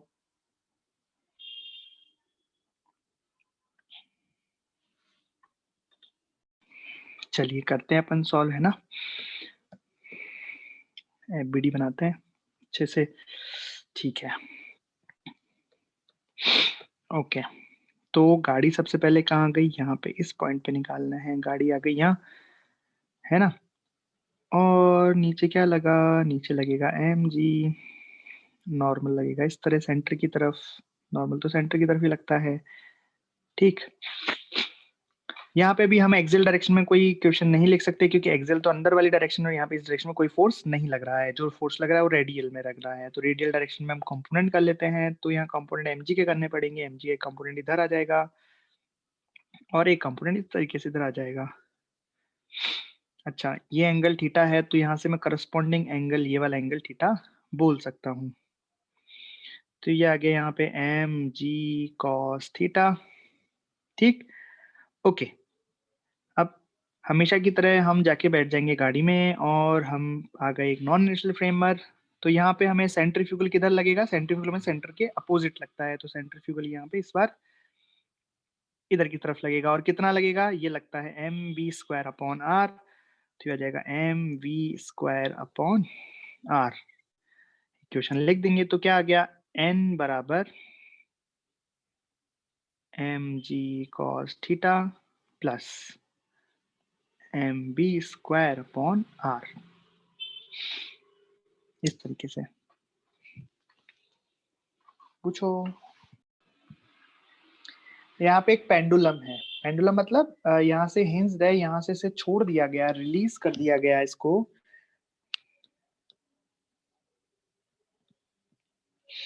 और ये यहाँ से इसे हिंज्ड है, ठीक। तो क्या होगा बताओ?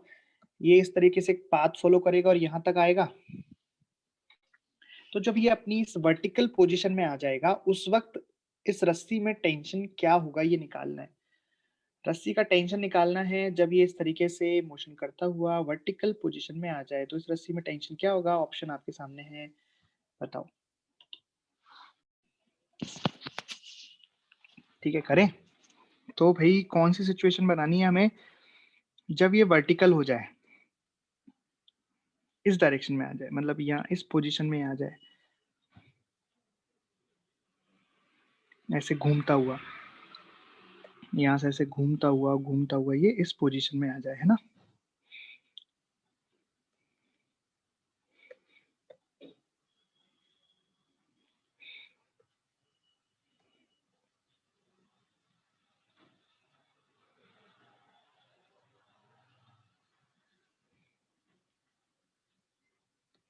ऐसा कुछ।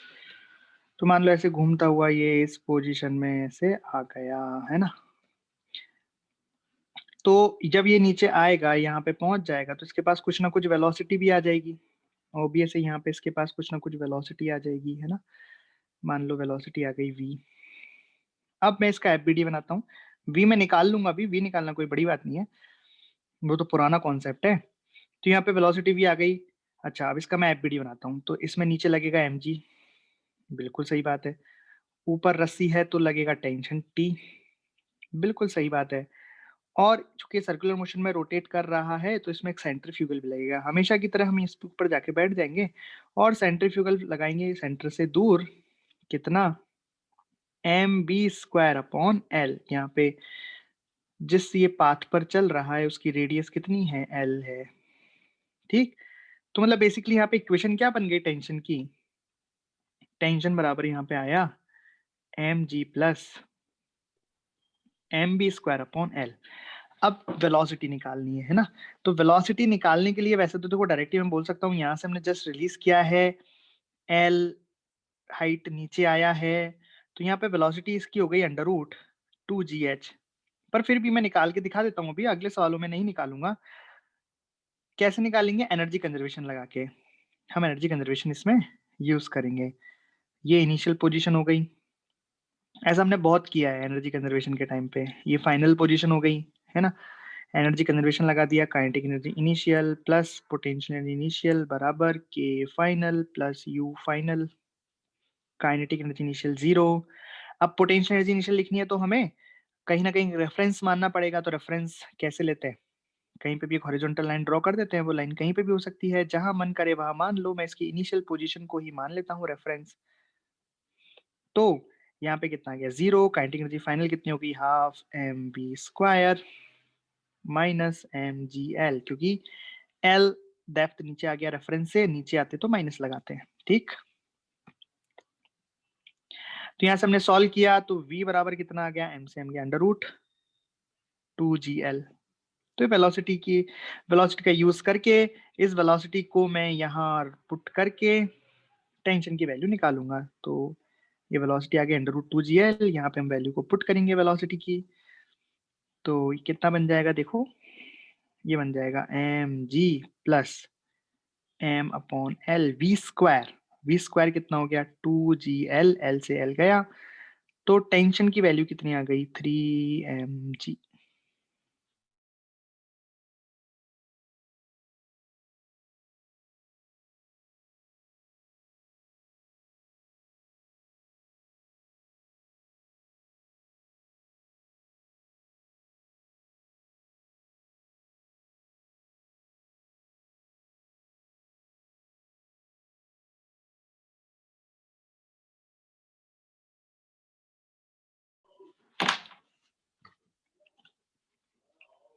करिए वाला सवाल।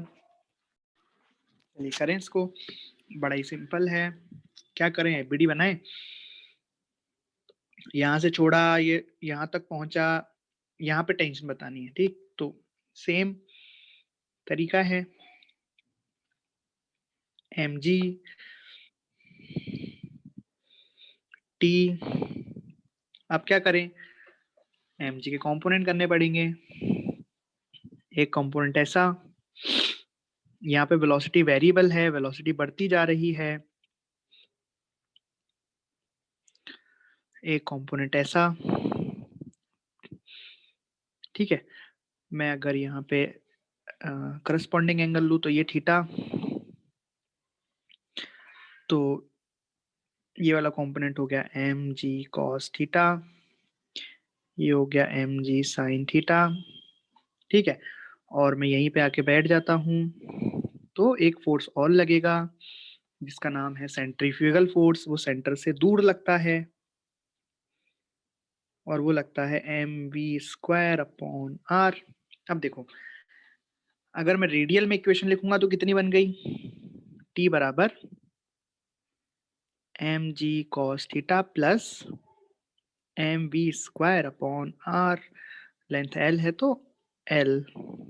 ये तो रेडियल डायरेक्शन में बन गई। अब ध्यान से देखना, अगर मैं टेंजेंशियल डायरेक्शन में इक्वेशन बनाऊंगा तो यहाँ पे टेंजेंशियल डायरेक्शन में इक्वेशन बन रही है ना, मतलब टेंजेंशियल डायरेक्शन में फोर्स कितना लग रहा है यहाँ पे, एफ टी बोल देता हूँ। टेंजेंशियल डायरेक्शन में कितना लग रहा है, एम जी साइन थीटा, मतलब यहाँ पे एक टेंजेंशियल एक्सेलरेशन है, कितना, मास से डिवाइड कर दो तो कितना गया, जी साइन थीटा। तो यहाँ टेंजेंशियल एक्सेलरेशन जी साइन थीटा लग रहा है, इसी की वजह से तो वेलोसिटी बढ़ रही है। देख लो, हमने रिलीज किया, वेलोसिटी 0 थी, लेकिन वेलोसिटी बढ़ते बढ़ते कितनी सारी हो गई, वी हो गई मान लो यहाँ पे वेलोसिटी। तभी तो मैंने यहाँ पे centrifugal m B square upon r लिख दिया। ठीक है, तो क्यों बढ़ रही है वेलोसिटी, वेलोसिटी बढ़ रही है इसकी वजह से, जी साइन थीटा की वजह से। ये टेंजेंशियल एक्सेलरेशन है यहाँ पे, है ना। चलो, तो आ गई टेंशन, बस वेलोसिटी की वैल्यू डालनी है। वेलोसिटी मैंने सिखाई थी आपको कि आपको ये देखना है कि कितना नीचे आ गया ये कितना नीचे आ गया, मतलब ये कितना नीचे आ गया, ये देखना है आपको। ठीक, तो कर लेते हैं। अगर ये एंगल थीटा तो ये वाला एंगल भी थीटा। ठीक, तो हमें क्या मिल गया, ये लाइन हो गई, ये एंगल थीटा हो गया, ये बड़ी सी लेंथ, ये रेडियस है, ये एल हो गई। तो ये चीज कितनी हो गई बताओ, ये हो गई एल कॉस थीटा, मतलब हाइट कितनी हो गई, एल कॉस थीटा। ये बात समझ में आई क्या, कि पार्टिकल कितना नीचे आ गया, एल कॉस थीटा हाइट नीचे आ गया। अगर particle L cos theta height नीचे आ गया, मतलब वेलोसिटी कितनी आ गई इसकी यहाँ पे, अंडर रूट 2GHH कितनी हो गई, एल कॉस थीटा। और आप चाहें तो इसमें एनर्जी कंजर्वेशन इनिशियल डिफरेंशियल लगा के निकालो आराम से, यही आ जाएगी, है ना। और रख दो वैल्यू यहाँ पे, तो ये हो गई टी बराबर M G cos theta plus m upon l under root 2GH, h है एल कॉस थीटा। तो एल से एल गया, तो टी बराबर कितना आ गया,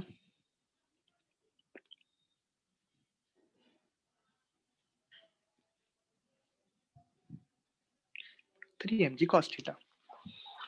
अब देखो ना, पिछले वाला क्वेश्चन को इससे प्रूफ कर सकते हैं हम। कैसे, देखो यहाँ पे ये वाला एंगल कितना हो गया, हमने एंगल देखो यहाँ कहाँ से लिया है, एंगल यहाँ से लिया है ना, एंगल यहाँ से लिया है। ठीक है, तो यहाँ पे अगर मैं देखूं तो ये एंगल कितना हो गया, एक तरीके से 0 डिग्री हो गया ना यहाँ पे थीटा।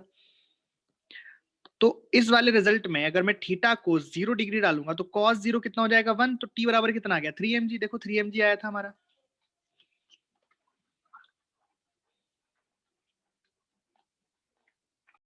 चलिए ये वाला क्वेश्चन करिए। इसमें यहाँ से आपको, यहाँ पे 2 kg का एक बॉब है, यहाँ से रिलीज किया गया है, छोड़ा गया है। ठीक, यहाँ से छोड़ दिया, ये यहाँ तक आया, जब जो यहाँ आया तो इसमें टेंशन क्या होगी, इस बार रिलीज यहाँ से किया गया, ऊपर से रिलीज नहीं किया गया है ना। यहाँ से रिलीज किया, 16 डिग्री चला, यहाँ पे इसकी टेंशन क्या होगी रस्सी में, ये आपको बतानी है। करो,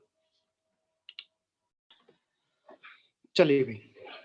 तो पार्टिकल को यहाँ से रिलीज किया गया है ना। तो जहाँ पे हमें इसका टेंशन निकालना है वहां पे एफबीडी बनाते हैं।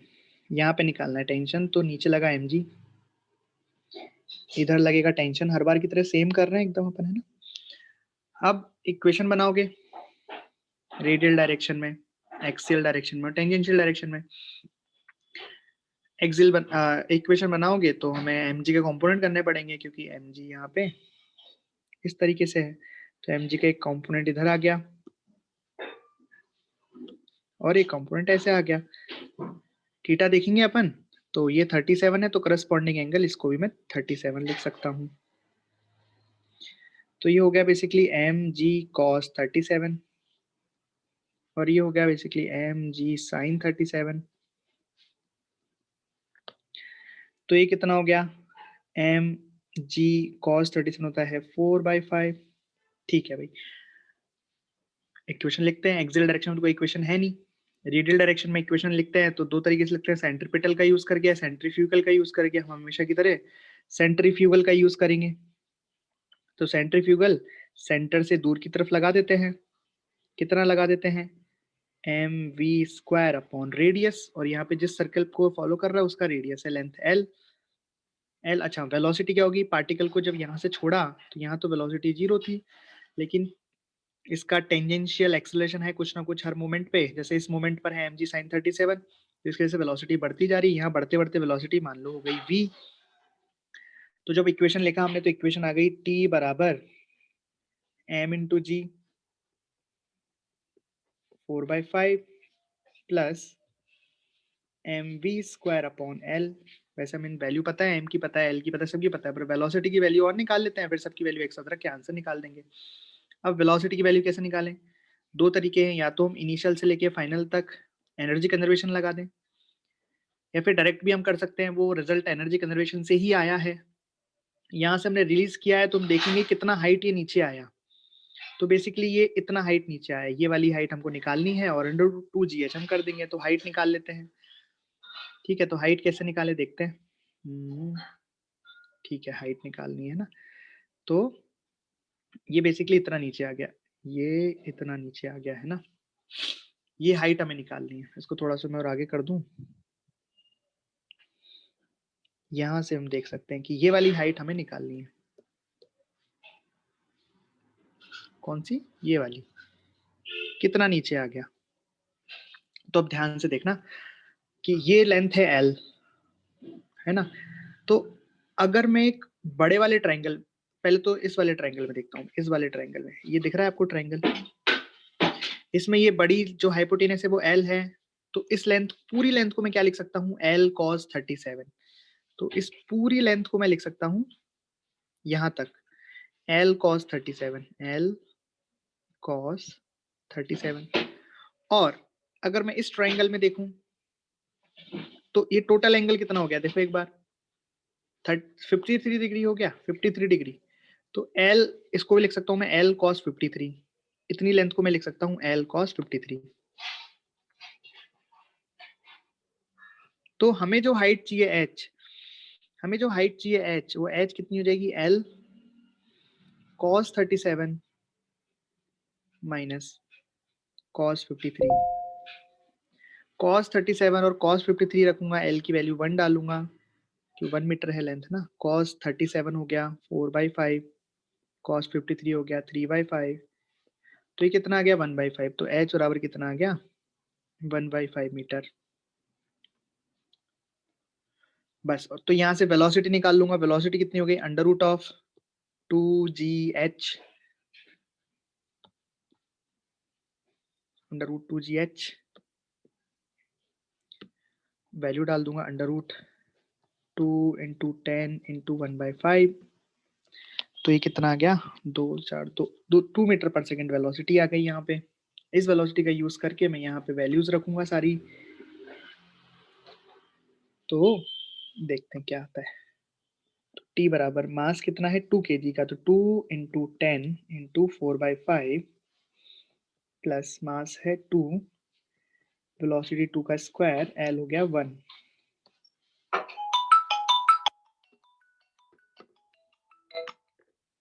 तो यहाँ से सॉल्व कर दो, आंसर निकाल दो, कितना आ गया,